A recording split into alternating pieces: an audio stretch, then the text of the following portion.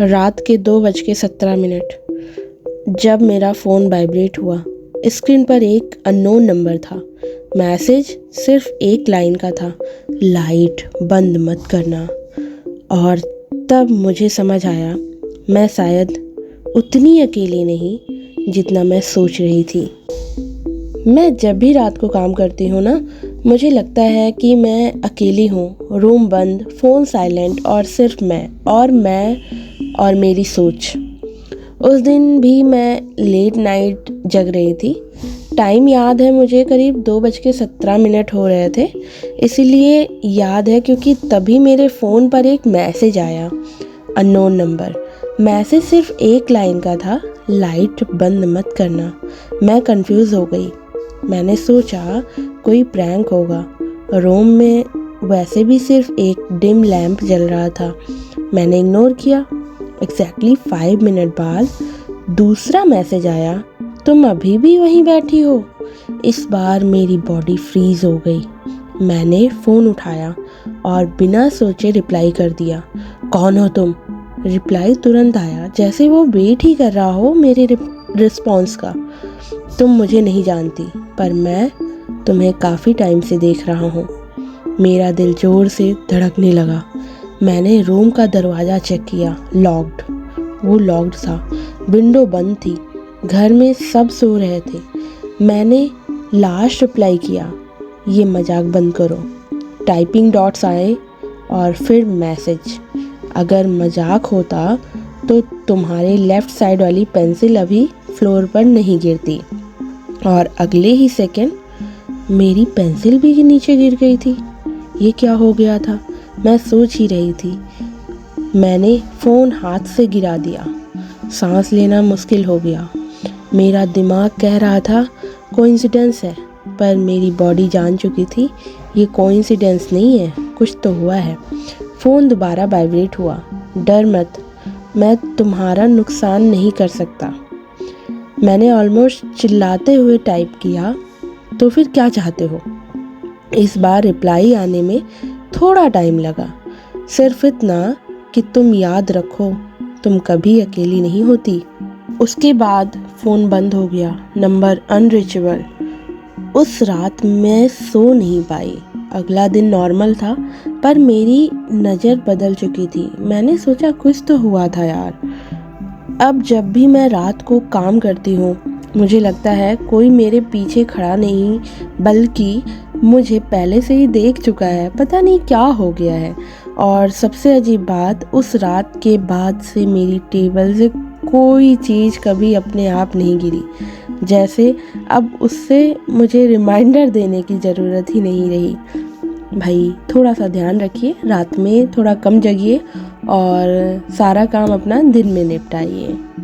बाकी मोटिव तो इस स्टोरी का यही था कि आप अपनी जो लाइफ है उसको सेट रखिए, खुश रहिए, मस्त रहिए, स्वस्थ रहिए। स्टोरी का एम आपको डराना नहीं है, बस आपको ये समझाना है कि थोड़ा सा अपनी लाइफ को सुटेबल कीजिए और जितना हो सके रात में थोड़ा जल्दी सोइए। चलो, अभी हमारा समय पूरा नहीं हुआ है, कुछ और सुनाते हैं आपको, कुछ ऐसा जो आपके जीवन से जुड़ा हुआ है। ध्यान से सुनिएगा, होप सो ये लास्ट तक समझ में आएगा आपको। सबसे अजीब बात ये होती है ना, जब कुछ गलत होता है पर सब कुछ नॉर्मल लग रहा होता है। उस दिन भी ऐसा ही था। सुबह उठना, चाय बनाना और रोज की तरह खुद से कहना, आज का दिन भी ठीक ही होगा। मुझे याद है उस दिन कुछ भी अलग नहीं था, ना कोई बुरा सपना था, ना कोई अजीब फीलिंग। बस एक छोटी सी बात थी जो मैंने नोटिस नहीं की, या शायद नोटिस करना नहीं चाहा। मैं जिस रूम में काम करती हूँ ना, वहाँ एक घड़ी लगी है, सिंपल सी वॉल क्लॉक जैसा। कब से है ये भी याद नहीं, मतलब काफ़ी टाइम से है, बस हर वक्त चलती रहती है। उस दिन जब मैं काम में बिजी थी, मुझे लगा घड़ी की आवाज़ थोड़ी ज़्यादा लाउड है, टिक टिक टिक, जैसे वो मुझे याद दिला रही हो कि वक्त चल रहा है। मैंने ध्यान नहीं दिया। हम अक्सर ऐसी छोटी चीज़ों को इग्नोर कर देते हैं, पर थोड़ी देर बाद मुझे रियलाइज़ हुआ घड़ी का टाइम बढ़ ही नहीं रहा। मिनट हैंड वहीं का वहीं था। पहले लगा घड़ी खराब होगी। मैंने फ़ोन देखा, फ़ोन का टाइम सही चल रहा था, बस घड़ी रुक गई थी। मैं उठी, घड़ी के पास गई और बैटरी चेक की। बैटरी बिल्कुल ठीक थी, जैसे घड़ी रुकना ही नहीं चाहती हो। मैंने वॉल से घड़ी उतार दी और टेबल पर रख दी। सोचा बाद में देखूंगी। उस मोमेंट मुझे लगा मैटर वही ख़त्म हो गया, पर तब से टाइम थोड़ा अजीब बिहेव करने लगा। मैं काम करती और जब फ़ोन देखती 10-15 मिनट बिना पता चले निकल जाते, पर जब घड़ी देखती वो फिर वहीं रुकी होती। शाम हो गई, बाहर का लाइट चेंज हो रहा था, सब कुछ नॉर्मल लग रहा था, बस अंदर से एक अजीब सा प्रेशर था, जैसे कोई चीज़ इनकम्प्लीट हो। उस रात जब मैं सोने जा रही थी, मुझे लगा जैसे कोई मुझे देख रहा है, डर के सेंस में नहीं, बस अवेयरनेस के सेंस में, जैसे मैं किसी को नोटिस में आ गई हूँ। मैं सो गई। अगली सुबह जब उठी, सब कुछ बिल्कुल नॉर्मल था, पर वॉल पर घड़ी वापस लगी हुई थी। मैंने क्लियरली याद किया, मैंने तो उस टेबल पर रखा था। फिर भी मैं खुद को कन्विंस करने लगी शायद रात को मैंने ही वापस लगा दी हो। पर जब घड़ी देखी, उस पर टाइम वही का वही था, सेम मिनट सेम सेकंड। मैंने फ़ोन उठाया और किसी अपने को कॉल किया। नॉर्मल बात हुई, हंसी भी आई। उस मोमेंट मुझे लगा शायद मैं ज़्यादा सोच रही हूँ, पर कॉल कट करते ही घड़ी से आवाज़ आई, टिक, सिर्फ एक टिक, फिर साइलेंस, जैसे घड़ी ने सिर्फ इतना ही बताना चाहा हो कि वो अब भी वहाँ है। उस दिन के बाद मुझे वक्त का सेंस थोड़ा खोने लगा। कभी दिन बहुत लंबा जाता, कभी बहुत छोटा। एक शाम मैं मार्केट से वापस आ रही थी तो वॉचमैन ने मुझे रोक कर कहा, मैडम आज आप काफ़ी लेट हो। मैंने कंफ्यूज होकर पूछा, लेट? अभी तो 6 बजे हैं। उसने मुझे घड़ी दिखाई, 9:20 हो रहे थे, वो भी रात के। मेरा फ़ोन देखा, 9:18 PM। मेरा दिमाग सुन्न हो गया। मेरे लिए तो वक्त जैसे बीच में कहीं गायब हो गया था। उस रात मुझे समझ आने लगा, ये घड़ी सिर्फ टाइम नहीं दिखा रही, ये उन पलों को पकड़ रही है जिन्हें मैं महसूस नहीं कर पा रही। मैं नेक्स्ट दिन घड़ी को निकालने वाली थी, उसे फेंक देने वाली थी, पर सुबह उठकर देखा घड़ी फिर से चल रही थी, बिल्कुल नॉर्मल, जैसे कुछ हुआ ही ना हो। पर मैं बदल चुकी थी।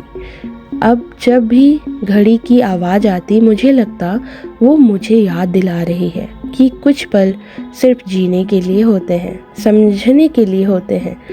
आज भी वो घड़ी मेरे रूम में है, बिल्कुल नॉर्मल चल रही है, पर कभी कभी जब मैं बहुत ज़्यादा बिजी हो जाती हूँ या खुद को इग्नोर करने लगती हूँ, वो फिर रुक जाती है और मुझे समझ आ जाता है वक्त नहीं रुकता है, मैं रुक गई हूँ। अच्छा, आप लोग भी बताइएगा कि आप लोग भी ऐसा सोचते हो क्या? वैसे ये बात मैं अक्सर अपने आप से पूछती हूँ। अगर उस दिन मैंने कॉल कर लिया होता तो शायद कुछ अलग होता। उस दिन कुछ भी अनयूजुअल नहीं था, नॉर्मल सा दिन था। सुबह उठना, काम करना, बीच बीच में मैं फ़ोन चेक करना जैसे रोज़ होता है। फ़ोन में एक मिस्ड कॉल थी, नाम फैमिलियर था, बहुत ज़्यादा क्लोज नहीं पर बिल्कुल स्ट्रेंजर भी नहीं। मैंने सोचा बाद में कॉल कर लूँगी। हम सब यही सोचते हैं ना, बाद में। दिन निकलते गया, काम में बिजी रही, कभी कॉफ़ी बनाई, कभी मैसेज रिप्लाई किए, मिस्ड कॉल वही पड़ी रह गई। शाम को फ़ोन फिर उठाया, उसी नंबर से एक मैसेज था, फ्री हो तो कॉल कर लेना। सिंपल लाइन थी, कोई अर्जेंसी नहीं, कोई पर्पज़ नहीं, कोई प्रेशर नहीं। मैंने फिर वही सोचा। थोड़ी देर बाद रात हो गई, काम ख़त्म हुआ, फ़ोन साइलेंट पर चला गया। अगली सुबह जब उठी, फ़ोन पर वही नंबर फ्लैश हो रहा था। इस बार मिस्ड कॉल के साथ एक और मैसेज था, सॉरी मैंने डिस्टर्ब किया। पता नहीं क्यों पर ये लाइन पढ़ के मुझे थोड़ा अजीब लगा, जैसे कोई पहले ही कन्वर्सेशन एंड कर रहा हो। मैंने तुरंत कॉल बैक किया। फ़ोन रिंग हुआ पर उठाया नहीं गया। थोड़ी देर बाद एक अननोन नंबर से कॉल आया। मैंने उठाया। उधर से आवाज़ आई, मैं उनका भाई बोल रहा हूँ। उसके बाद जो बोला गया वो ज़्यादा ड्रामेटिक नहीं था, कोई फिल्मी लाइन नहीं, बस सीधी सी बात। कल रात उनकी तबीयत अचानक ख़राब हो गई थी, हॉस्पिटल ले जा रहे थे, पर रास्ते में लाइन कंप्लीट नहीं हुई। ज़रूरत भी नहीं थी। फ़ोन मेरे हाथ में ही था, पर मुझे लगा जैसे मैंने उससे पहली बार पकड़ा हो। उस दिन के बाद ज़िंदगी वैसी ही चलती रही। लोग हंसी मजाक करते रहे, काम होता रहा, पर मेरे अंदर कुछ रुक गया, क्योंकि वो मिस्ड कॉल सिर्फ मिस्ड कॉल नहीं था, वो शायद एक अनकही आखिरी अटेम्प्ट था किसी से बात करने का। मैं ये नहीं कह रही कि मेरी कॉल से सब बदल जाता, शायद कुछ भी नहीं बदलता, पर शायद उन्हें ये फील हो जाता कि कोई था जो सुन लेता। आज भी जब फ़ोन रिंग करता है और मैं बिजी होती हूँ तो एक सेकंड के लिए हाथ रुक जाता है। मैं हर कॉल उठाती नहीं, पर हर कॉल को इग्नोर भी नहीं करती, क्योंकि कुछ कॉल्स सिर्फ बात करने के लिए नहीं होती, वो बस ये बताने के लिए होती हैं कि सामने वाला अकेला नहीं है। और ये बात कभी कभी बहुत ज़्यादा ज़रूरी होती है। ओके, सो मिलते हैं आपसे नेक्स्ट वीडियो में। बाय। सोचिएगा ज़रूर।